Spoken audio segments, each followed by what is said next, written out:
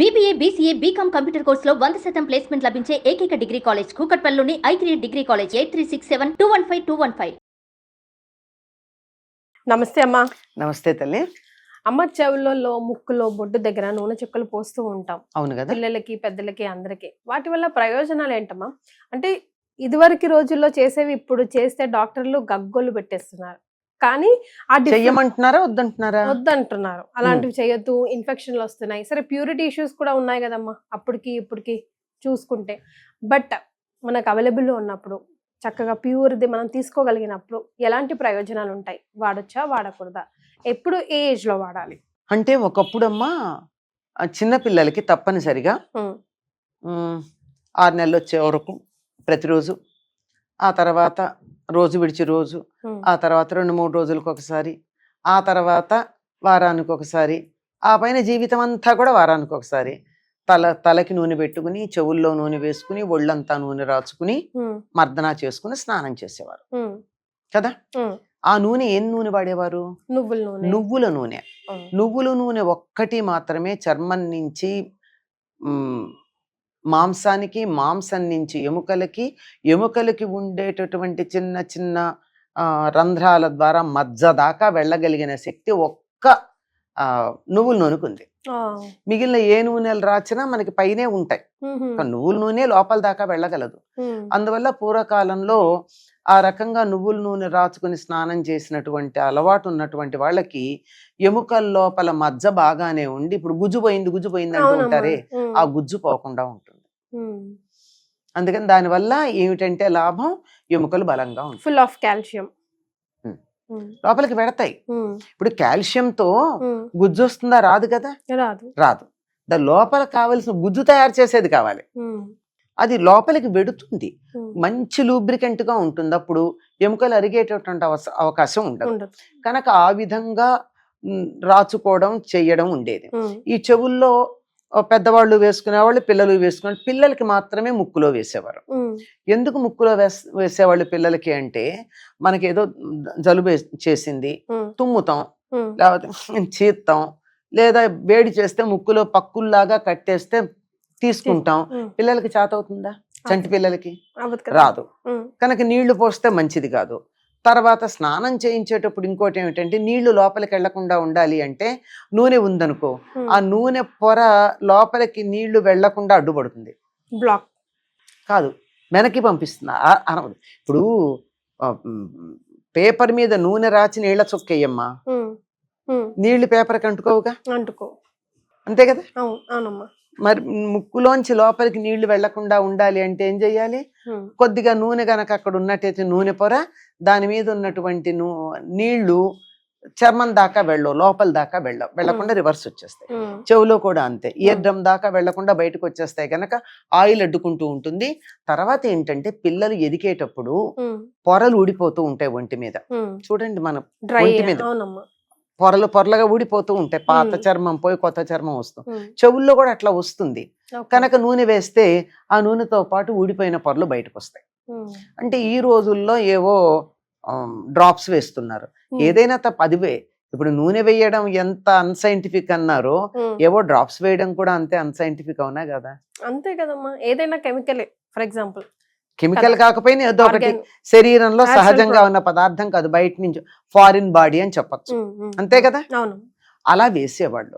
ఆ వేసేది కూడా ప్యూర్ కొబ్బరి నూనె గాని, కొబ్బరి నూనె కాదు, ప్యూర్ గా ఉండేటటువంటి నువ్వుల నూనె గాని, ఆముదం గాని వేసేవారు. ఇప్పుడు కొబ్బరి నూనె వేసేవాళ్ళు కాదు. కొబ్బరి నూనెకున్న లక్షణం ఏమిటంటే, అది గడ్డకట్టే లక్షణం ఉంది, నువ్వుల నూనె గడ్డకట్టదు.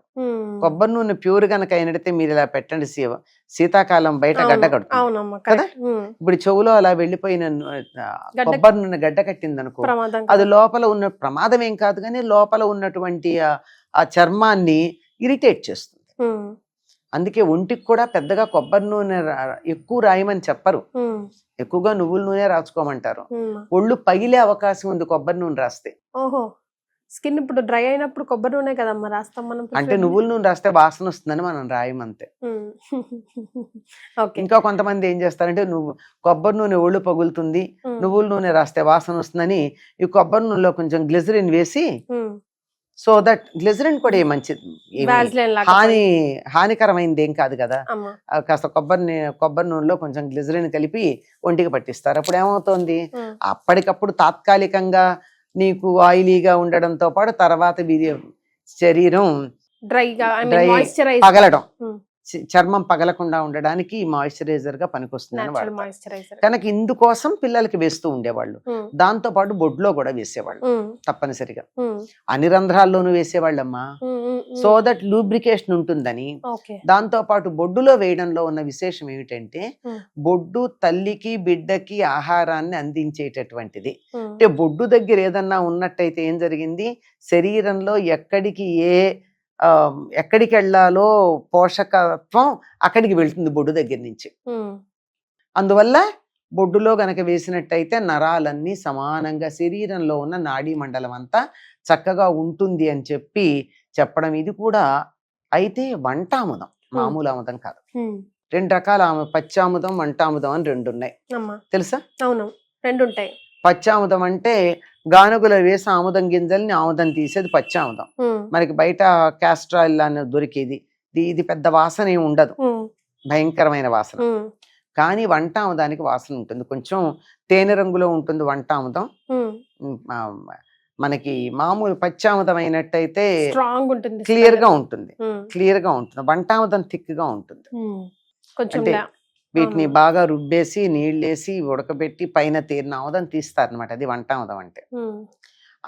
ఆ ఆముదం గనక వేసిన అది ఆహారంగా కూడా తీసుకోవచ్చు, పిల్లలకి ఆహారంగా పెట్టేవాళ్ళు. తర్వాత అంటే నెలకు ఒకసారి 2 నెలలకు ఒకసారి 1 స్పూన్ తీసుకున్నా కూడా బాడీ మొత్తం క్లెన్స్ అవుతుంది అంటారు కదా? అవుతుంది, ఎందుకంటే డెన్సిటీ ఎక్కువ ఉంటుంది కదమ్మా, ఉంటుంది. తర్వాత ఆయిలీగా ఉంటుంది, మొత్తం ఎక్కడెక్కడ ఏది ఉన్నా దాంతో పాటు అది అలా తీసుకెళ్ళిపోతుంది. It pushes everything. అది పిల్లలకైతే నిత్యం పెడుతూ ఉండేవాళ్ళు పూర్వకాలంలో. దానివల్ల ఏంటంటే దానికి ఉన్న గుణం, ఇది ఒక రకంగా ఔషధంగా పనిచేయడంతో పాటు ఆహారంగా కూడా పనిచేస్తుంది. ఇప్పుడు ఔషధమే ఆహారం అవుతాయి కదమ్మా, డైరెక్ట్ గా వాడితే ఎక్కువ విరోచనాలు అవుతాయి కదా. అవని వాళ్ళకి అవుతాయి, అయ్యే వాళ్ళకి ఏం పర్వాలా. ఇప్పుడు కాన్స్టిపేషన్ ఉన్న వాళ్ళకి అది ఇట్ ఈజ్ ఎ లూబ్రికెంట్. మామూలుగా రెగ్యులర్ గా అయ్యే వాళ్ళకి ఆముదం తాగితే ఏమవుతాయి, మామూలుగానే ఉంటుంది. లేకపోతే ఎప్పుడు లేకుండా ఒక్కసారి కనుక తాగి దానికి నియమం పెట్టుకుంటారు, ఏంటి ఏం తినకుండా ఉండడం, వేడి నీళ్ళు తాగడం ఒకటి పెట్టుకుంటారు.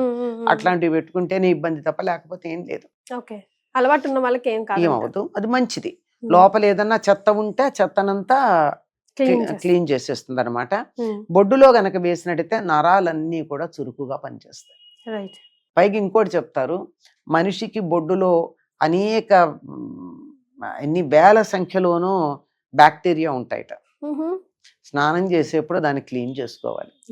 చాలా మంది చెయ్యం, హడావిడిగా స్నానం చేసి వస్తాం కదా.